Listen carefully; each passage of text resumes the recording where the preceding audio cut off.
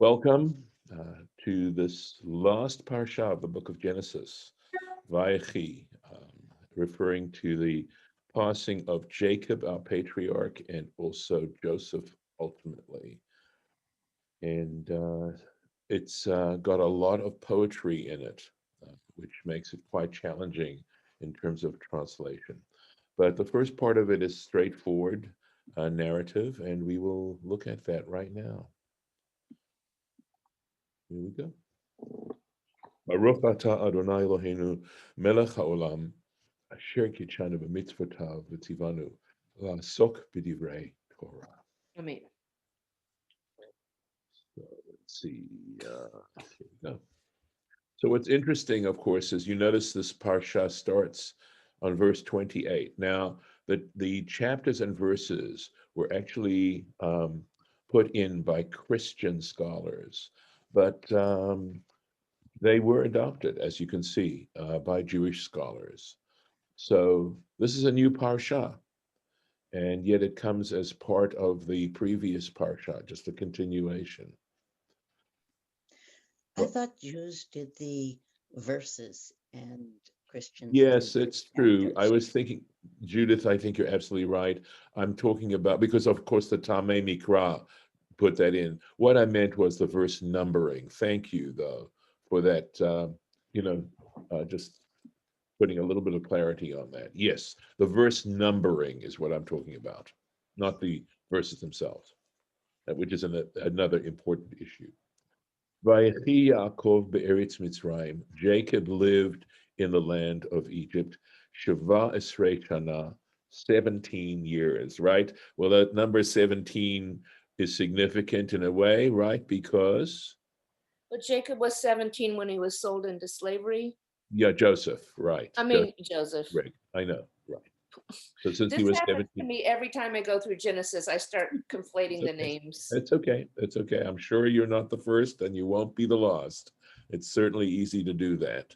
After all, we're also told that Jacob and Joseph had very parallel lives on a whole bunch of levels.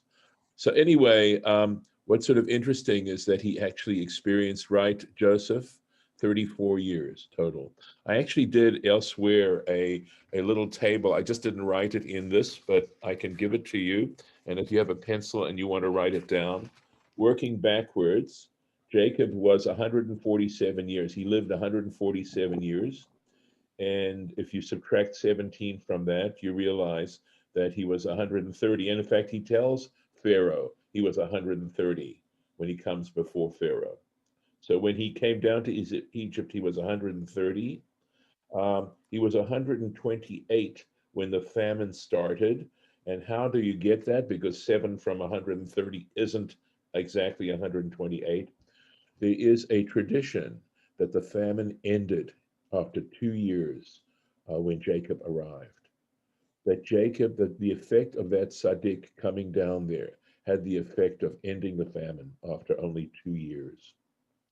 So he was 128 when the famine started, and he was 121 when the good years started, and he was 108 when Joseph was sold,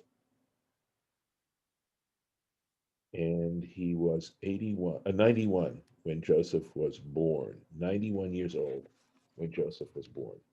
So he was actually only nine. He was 9 years later, or maybe after Abraham. He was 9 years earlier than Abraham when Isaac was born. Interestingly enough, just some interesting chronology. I didn't go any further back than that. Okay, sorry. Going on. Vayhi Yemei Yaakov, the days of Jacob, Shnei Chayav, the years of his life, Shiva Shanim, 7 years, V'arba'im u'me'at shana, and 140 years. That's how old he was. Rashi. Vayehi Yaakov, Jacob lived. Lama Parsha zo stuma, why is this Parsha, this new Parsha? It doesn't come with any breaks. We know there are paragraphs in the Torah, right? In the Sefer Torah, there are two types of paragraphs, but there's no paragraphing here. It just goes straight on. And not only that, if I am not mistaken, if you take your tikkun and look for paragraphing in this particular parsha, I believe you will not find too many, if any. Possibly before the last chapter, but there's basically there's no paragraphing. Why? Lefi shekevan sheniftar Yaakov Avinu, because since Jacob, our patriarch, passed away, nistamu einehem velibam shel Yisrael, the eyes and the hearts of Israel became stopped up. They were stopped up. So we got stuma. They weren't living out spiritually, right? As profoundly as they had prior to his passing. Why? Mitzarat hashibud, from the trouble, the anguish of the enslavement, shehitchilu l'shabdam, because they began to enslave them. Davar acher, another interpretation. Shebikesh liglot et haketz, that Jacob wanted to reveal to them end of time, the end, all the final, or the end, that's simply what it means. Levanav, to his sons, venistam mimenu, and it was, he wasn't able to. It was stopped up, or he forgot it. He just couldn't do it.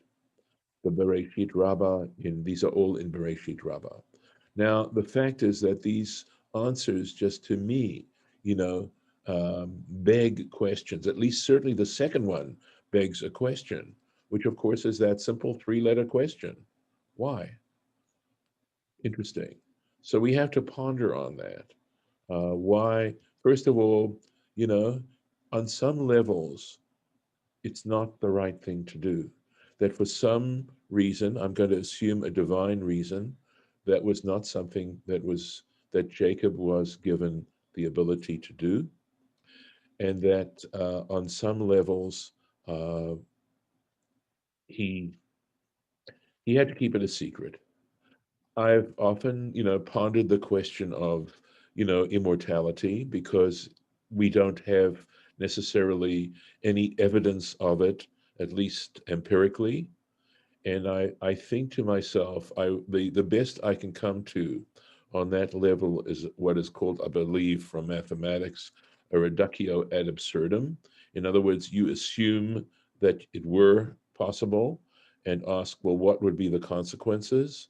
And my sense is that enduring the adversity of life, enduring the pain of life is very, very important. It's very much part of the development of our souls. And it's possible that if we knew for sure that there was a future to us beyond the grave, we might want to shorten our lives. And that's not something we know that from within Jewish tradition, that is, that's a no-no. I'm going to live So forever. there we go. Well, on some levels, please God, we do. We do. So, but there are lots What's your of plan, though? What's your plan, whose plan? Lisa's or mine? Lisa? If you're talking about being able to live with and overcome adversity, that's what my joy is also about, is that having that much fullness, that much of everything, those infinite possibilities. I believe in infinite possibilities. So that also is my belief in that there is almost no death or no real separation. We could talk about that for the rest of our lives. Maybe we will. Well, it's one of the certainties. The two certainties are death and taxes. And facing that certainty is so important, I think. Except death and taxes, excuse me. Yeah. It's so hard when you believe in something that is so, it's energy. Transcendent. Yeah, then there is no death. Right. We're talking about mortality is what we're talking about here. That But I guess we there, don't stay in this world forever. We don't. I guess there's a cultural belief that excludes mortality and taxes, maybe even too. I think It's there's more irony to taxes than there is to the other than the mortality part of it. At any rate, I don't want to I get love yeah, the way, for me, it connects with the Shema, because for me, Adonai, Yud He Vav He is infinite possibilities. So this is just one of those conversations that hopefully we'll be having for the rest of our mortal lives there we go. together. I mean, I frankly, if I again scripting one's life, right? We sort of had a conversation about that, you know. But if part of my future time beyond the grave is singing in the divine choir, I'd look forward to that. Ooh, Singing in I'm the divine- harmony. Maybe they'll exactly. want you on clarinet as well. I wouldn't mind that either. Thanks, Lauren. Let's get back into our subject quickly. Okay. That's it. All right. But it's sort of interesting, right? I mean, he wanted to let them know. And yes, we can definitely play around with it, but asking ourselves, why did he want to let them know about the end of time? And what does that say in terms of, first of all, where he'd arrived himself? Because I believe he knew it. He knew what the Kates was. He just didn't want to, well, he wanted to give them reassurance and stuff like that. And for some reason, that was not the right thing. Look, one of the models of life within Judaism, and certainly based on Abraham's experience, is that this life is a grand test. That we are being tested in this life. We're given a lot of resources, and we're consequently tested. And that's how we gain merit. That's how we get a sense of worth, is at how we encounter these tests and what we learn from these tests. Let's keep going. Can I ask, what exactly do you mean when how do you understand the word ed haketz? Well, it could mean several things. It could mean the end of the enslavement, right? Kates hashibud.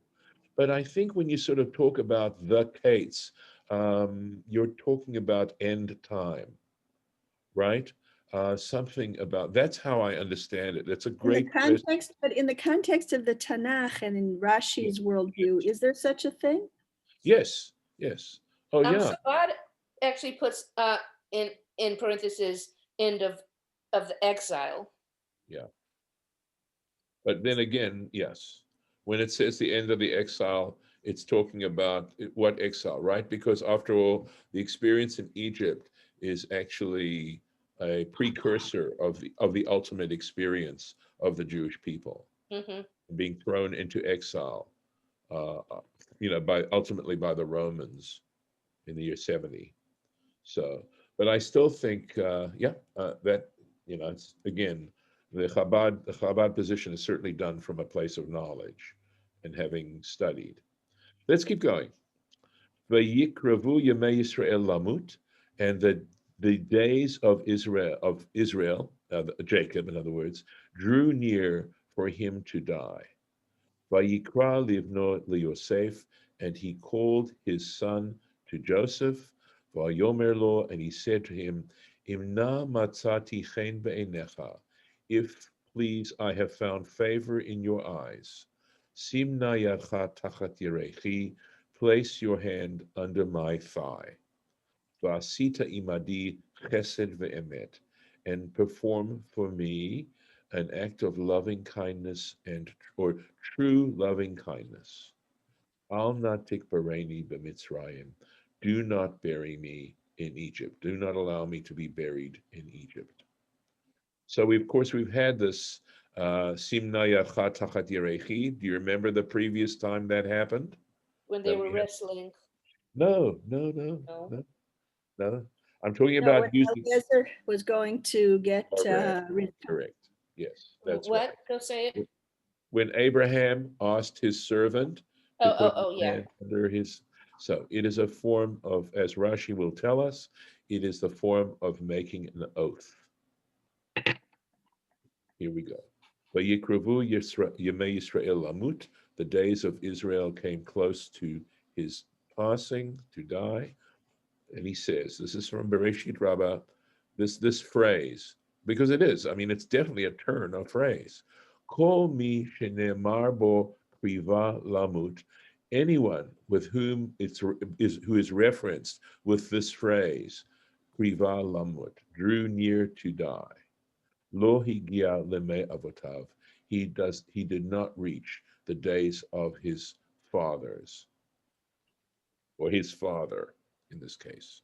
Yitzchak, so in parentheses it says, Yitzchak Chai Kaf Kuf Peit, Isaac lived to 180, but Yaakov Kuf Men Zion, and Jacob to 147. So this drawing, his days drew near to come near, to be closer. In other words, all his days were closer to each other than his father. Mhm. But David, and with David, Ne'emar, it says kriva. Okay, and again with David, it also says that same expression. Aviv Chai Taf, says his father lived 400. That's what the Taf stands for, and this obviously we would be astounded. And it says Sfarim Acherim, other manuscripts, Pei Shanim. Pei is 80 years. Easier to believe. So his father died at 80.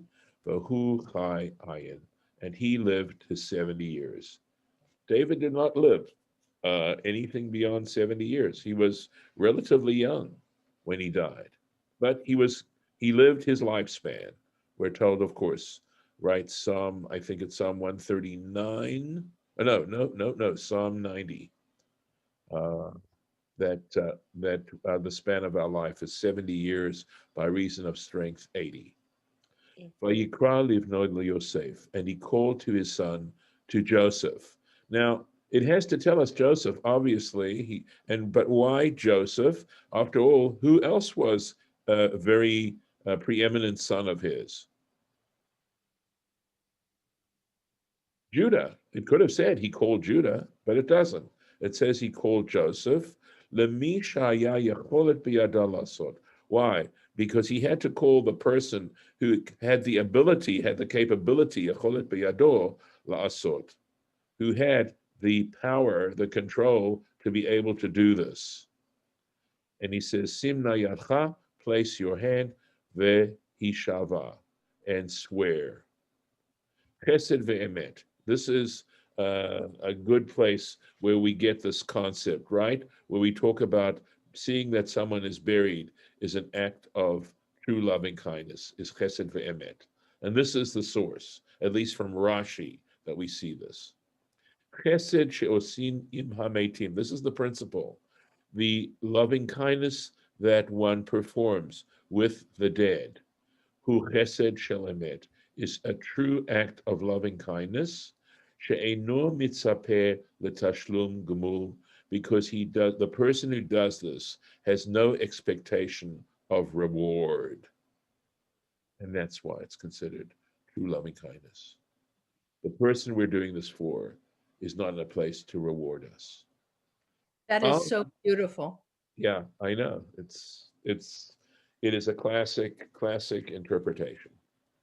Al na tikbareni b'Mitzrayim, do not bury me in Egypt. Why not? Why not? Sofa, in the end, lihiyot afara kinim. In the end, its earth will swarm with lice. Oh, and here we go. Umerachashim tachat gufi, and they will swarm underneath my body. V'she'ein okay. V'she'ein metei chutza la'aretz chayim, and those who die outside the land of Israel are resurrected, right? They do not get resurrected. Ella betzar gilgul mechilot. They only get resurrected through the agony, the pain of the Gilgul Mechilot is going through the tunnels. And I'll tell you more about that in a second. But that they have to sort of travel through these tunnels to get back to the land of Israel. Veshelo, and that's the second explanation. Veshelo ya'asuni Mitzrayim avodat elilim. And the third explanation is that the Egyptians shouldn't make him into an idol. So there is Torah Tamima on this, and I'll get a start on it because the Torah Tamima goes into these explanations a little bit more and perhaps can answer some of the questions, some of them. Unisatani mi Mitzrayim, right? Bear me out of Egypt, carry me out of Egypt. Amar Karna, Karna is the name of a rabbi, said Karna, Dvarim Bagav. He says there are words in its midst. And there's, as you can see, this little note here by Torah Tamima. He says, Ritzono lomar. What he means by this is, Yesh kan devarim mesutarim ba'inyan. So my understanding is listor is a contradiction, right? There are words that appear contradictory in this matter, in this matter, v'tzarich lasim lev lahem, and one has to pay attention to them. You have to think these things through. So I have to tell you, we'll see what exactly that is that's contradictory, but we'll keep going. Mesutarim, couldn't Mesutarim also be from lahastir, like hidden things? Yes, and I think that's probably a better translation, come to think of it. So yeah, but sometimes it says, maaseh listor. Have you heard that expression? I will say hidden. There's another word for hidden, right? Let's take a look. Stumim. Stumim would make more sense. Okay, but I'll say hidden. Uh-huh. And okay, Maaseh Listor comes about, they use that expression in the Talmud when they have a halacha, right? They give a halacha or they give a halachic opinion, and then they give you a story associated with that halachic opinion, and that story seems to contradict the halachic opinion. And they say Maaseh, the story, Listor, and it's an exclamation, right? Yeah. Well, I mean, in modern Hebrew, we also have stira, which means contradiction. Yes, contradiction. That's why I translated it that way. Yeah. So it could be. There are some contradictory things. So, I can change this back, but let me leave it for now. And let's keep going. And look, maybe this is what he's going to say. Yodea haya Yaakov Avinu, Jacob our patriarch, knew Tzadik Gamur haya, that he was a true tzaddik. He knew this. The im meitim shebachutz la'aretz chayim. This is the contradiction. Okay, this is the contradiction.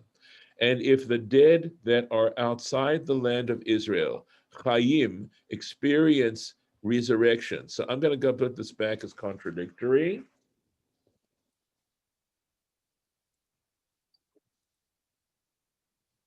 Okay, this is the contradiction. If the dead who are outside the land of Israel experience resurrection, lama hitriach et banav. Why did he put his children to this trouble?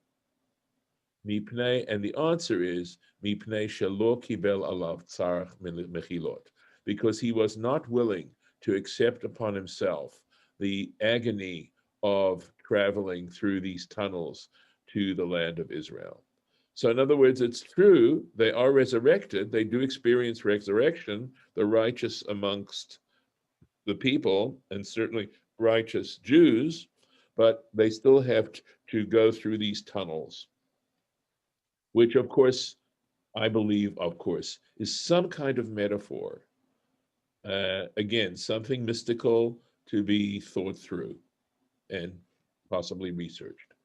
So here again, Ritzono lomar, what he means to say, Afal pi shelo hayat tzarich liskot L'schut Eretz Yisrael, that despite the fact that Jacob did not require the merit of the land of Israel, in other words, the land, okay, I'll keep going, Shehi Mechaperet, because the land of Israel itself acts as an atonement. Living in the land of Israel acts as an atonement. One of the reasons the land of Israel acts as an atonement, he's going to quote a pasuk, okay, to prove that. But the joke about how to make a small fortune in Israel. You've heard the joke. No. You start off with a big fortune. Oh. Yeah. And there are other statements that say, life is very challenging in Eretz Yisrael. You don't go to Eretz Yisrael for a life of comfort. There are all kinds of other, benefits, but don't expect it to be easy. And earning a livelihood in Israel is not easy. And now he's quoting citing the pasuk, Kamo shekatav, or katuv, as is written, introduces a pasuk, Parshat Ha'azinu, in Parsha Ha'azinu, in the book of Deuteronomy, Vechiper admato amor, and the land will atone for its people. So there we are. We have a pasuk that proves that the land of Israel itself acts as a kind of an atonement. And, I could spend some time about talking about how living in Israel, especially, when you're living with so many Jewish people around you, the life is different, and so you celebrate festivals that you might not celebrate outside the land of Israel. It's just, I'm sure Shira Beth could tell us, it's a very different kind of experience Jewishly.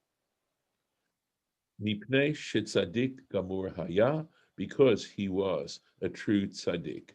So he did not need the atonement of the land of Israel. But nevertheless, lo ratza lehikaver b'chutz la'aretz. He did not want to be buried outside the land of Israel. Mipnei shelo kibel alav tsar gilgul nechilot, because he did not want to accept upon himself the agony of gilgul nechilot. I'll just lose the Hebrew for the time being. And here we go. Sheba'im lazeh hatzadikim b'kvurim b'chutz la'aretz. Because that is something that even tzadikim have to endure, okay, that are hakvurim b'chutz la'aretz, who are buried outside the land of Israel. V'hainu, and now he explains this, she'atzmotehem, that their bones mitgalgalim al yedei mechilot ha'adama, that they have to literally roll by means of the tunnels that are in the earth, ad Eretz Yisrael, to the land of Israel, v'chayim sham, and there they are resurrected. So, obviously to our modern minds, we have to sort of sort this thing out.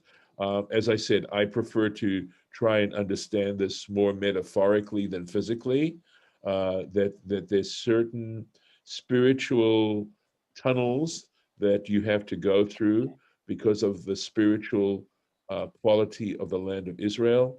And I'm not going to elaborate too much more than that for now. Well, one modern question, and it's actually 10, so I guess Right, it's I know. gonna be I see that. portable, But Yes, that's but okay. when you're talking about the atonement of the land of Israel and the spiritual advantages, I'm Yes, wondering about the criminals and gangsters who live in Israel. yes. And, Well, and what is your question? well, I mean, so do they get some kind of special Oh, atonement even if they don't atone? no, they wouldn't. It's not an automatic atonement. Uh, what I think it's saying is that you do get a little bit of a break in the land of Israel, maybe a big break. Uh, But it there can't was a, overcome any yeah, sin that's but kind of. and the thing is this, I think there's even a greater price to pay when you act in a criminal way in the land of Israel, which is why it atones. You have to understand, justice, the administration of justice, is understood as an atonement, as an opportunity for atonement. Mhm. So on the one hand, yes, on the surface, you're being punished, but on the other hand, that punishment is allowing you to atone. Mhm. And if it's not capital. Right. Well, the capital itself atones, incidentally. Death atones for pretty much everything. Mm. I'm going to Wow, stop the share. this has been such an eye opener. I have learned an amazing amount and opened up to wanting to share certain things about who I am and what I believe with you Okay. all. All right. I'm going to stop the recording right now.